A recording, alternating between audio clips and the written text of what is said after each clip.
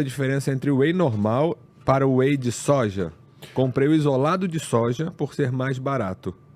Bom, vamos lá. A gente tá falando de whey oriundo de proteína animal, né? E a gente tá falando de whey oriundo de proteína vegetal. Então, a gente tem que analisar esses dois tipos de proteína. Quando a gente pega um whey oriundo de proteína animal, ele pode ser o whey do soro do leite, né? E ele pode ser o whey derivado da carne, que existem hoje no mercado alguns wheys derivados da carne. Quando a gente está falando de um whey vegetal, hoje você tem proteína da soja, proteína do arroz e etc. Qual é a grande diferença? É a biodisponibilidade que essas proteínas entregam para o organismo, né? Então, assim, eu tomei whey. Quanto dessa proteína que tá lá no meu scoopzinho de whey, o organismo realmente vai conseguir utilizar, vai conseguir absorver, vai fazer proveito dessa proteína, que é o que a gente chama de biodisponibilidade da proteína para o organismo. E aí a grande diferença tá na porcentagem dessa biodisponibilidade, né? Enquanto uma proteína animal ela consegue te entregar mais de 90% de uma biodisponibilidade, 95%, 97% em alguns casos.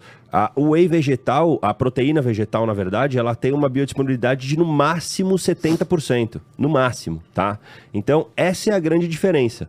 Talvez por isso que você tenha pago mais barato na sua proteína vegetal, porque a biodisponibilidade dela não é tão ideal, tão eficaz quanto a biodisponibilidade da proteína animal. Mas, no caso, por exemplo, sou vegetariano, sou vegano, prefiro a proteína vegetal, sem problemas, né? Dá para fazer um bom trabalho? Dá para atingir níveis hipertróficos, dá para montar uma boa dieta, dá para programar um bom plano alimentar com proteínas vegetais? Sim, dá. A questão só é a diferença da biodisponibilidade. Tá ok? E foi exatamente o que a Idil perguntou aqui logo embaixo. Por que a soja é tão demonizada? Ela não é demonizada assim também, né? É só o cuidado que foi que o Heraldo acabou de falar. Essa biodisponibilidade da proteína de origem vegetal, né? O cuidado é esse.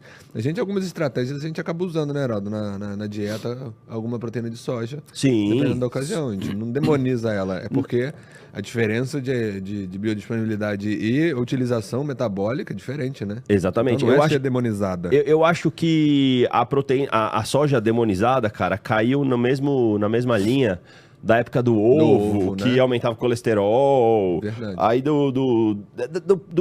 tem épocas de alimentos, né? Sempre tem um vilão. Exato. Eu sempre falo isso pros pacientes. Exatamente. Tem um vilão, né? Década de 90 você ia comer um ovo por dia e olhe lá. Então, né? Porque exato, senão porque o colesterol vai lá e hoje a gente já sabe hoje que é mentira. Exato. Então, a soja talvez foi demonizada por conta disso. Falaram sobre uso de hormônio na soja, mexe com os seus hormônios. Tem diminuição de produção de testosterona endógena. Exato. Então, hoje também já se sabe que é mentira. Tem estudos que mostram que não. Então, eu acho que... Ela não é demonizada. O problema é quando pessoas criam muito terror. Né? Eu acho que Exato. isso que é o problema. Nada que você consuma em pequena quantidade pode te fazer mal. Né? A não ser que você tenha alguma doença pré-estabelecida ou que você tenha uma intolerância alimentar grande. Exato. Agora, eu não posso comer leite porque no meu exame laboratorial deu que eu tenho intolerância a leite, mas come brigadeiro e tudo mais por fora, né? Requeijão e tudo mais. Então não é o cuidado que você tem que ter com os alimentos. O excesso de qualquer coisa, você vai engordar, ou você vai ter prejuízo para a sua saúde. Eu falo para os pacientes, batata doce e frango, se você comer todo santo dia em excesso, você vai engordar. Exato. Entendeu? Exatamente. E batata doce e frango é ruim? Demonizar? Jamais. Então, tome um pouco de cuidado em relação a esse terror nutricional que o pessoal gera, né? Normalmente esse terror nutricional vem sempre com uma solução na sequência. Isso. Já percebeu isso? Tem que tomar cuidado, Beco, porque, assim, a internet hoje tá muito terra de ninguém, né? As redes sociais hoje tá muito terra de ninguém. Então, tem gente vendendo coisa que não funciona, tem gente falando uma coisa na internet e na vida real segue uma linha completamente diferente. Exatamente. E o que as pessoas têm que entender é que, assim, todos os profissionais que defendem, eles preferem e eles seguem, eles têm uma linha de trabalho de preferência. Exato. Né?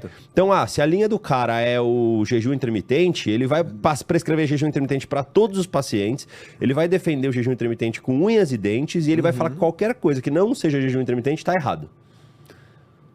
Então são linhas de conduta diferentes. São linhas de conduta diferentes. Então, Exatamente. acho que você tem que ter o bom senso e você tem que ter um equilíbrio para poder assimilar e falar, porra, isso aqui tá sendo muito extremo, isso aqui não tá sendo muito extremo, isso aqui tem lógica, isso aqui não tem lógica. Exato, tem que saber filtrar, né? Até o que a gente fala aqui, Exato. tem que ter a galera tem que assimilar o que a gente fala e filtrar. Falar assim, pô, faz sentido o que eles falaram, né? Pô, eu ouvi de outra forma, deixa eu pesquisar um pouco melhor sobre isso. Eu atendi uma paciente anteontem.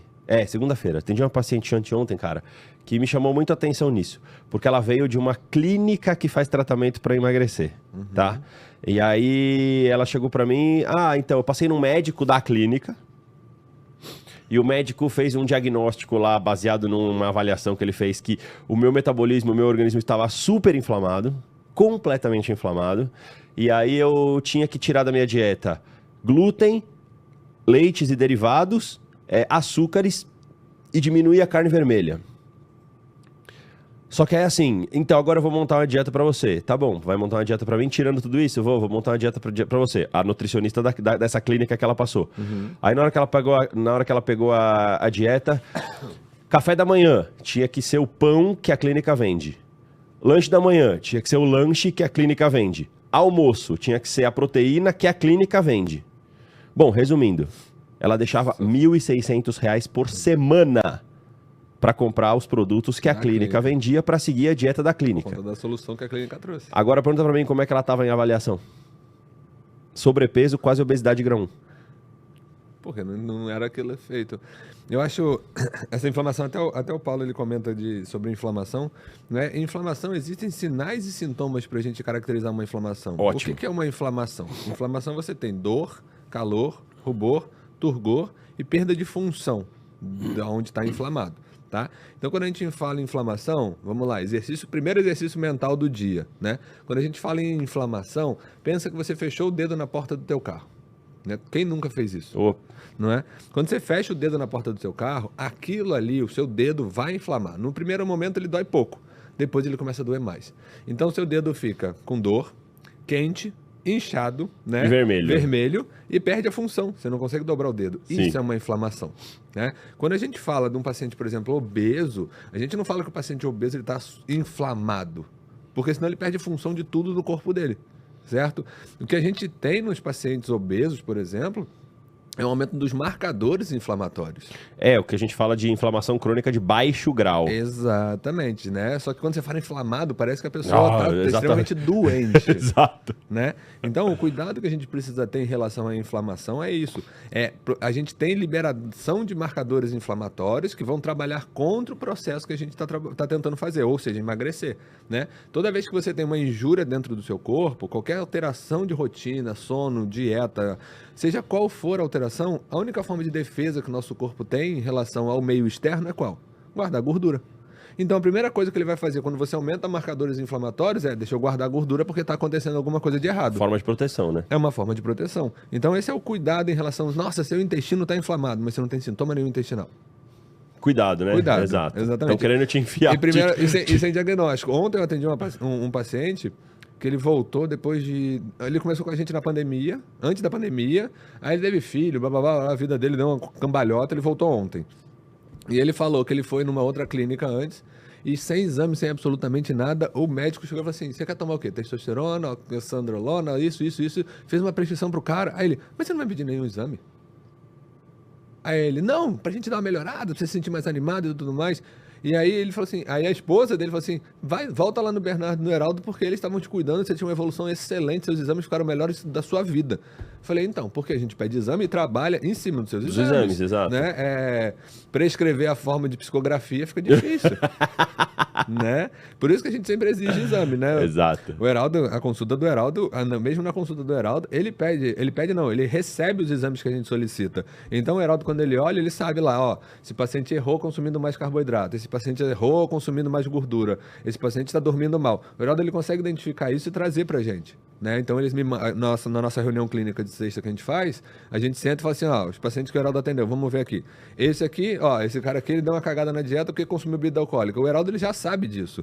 Então isso ajuda muito ele a conduzir a dieta dele também. Exato. Né? Então não dá pra você ficar no imaginário. Exato. Né? Ah, exatamente. vamos tentar, tentativa e erro, né? Isso é muito difícil para você trabalhar com o paciente. Até a gente conseguir chegar nisso, né, de precisão de prescrição, existem vários estudos até a gente chegar na prescrição. Então não dá para ficar brincando de ratinho de laboratório com o paciente. Deixa eu tentar isso aqui. Não, ixi, não deu certo. Não. Deixa eu tentar de novo, não E deu o certo. pior ainda é quando dá certo e você troca. O paciente voltou para você, perdeu 5% de gordura. Ah, vamos mexer na sua dieta. Agora vamos fazer uma cetogênica. Tipo, você tirou todo um padrão de evolução que estava vindo, modificou todo o sistema metabólico dele para tentar uma dieta nova para ver se vai funcionar melhor. Do mesmo jeito, Entende? Exatamente. Então esse é o cuidado. Boa, vamos lá. Exercício mental do dia realizado. Vamos às E vamos que perguntas, vamos. né, meu povo? Que já tem um monte rolando.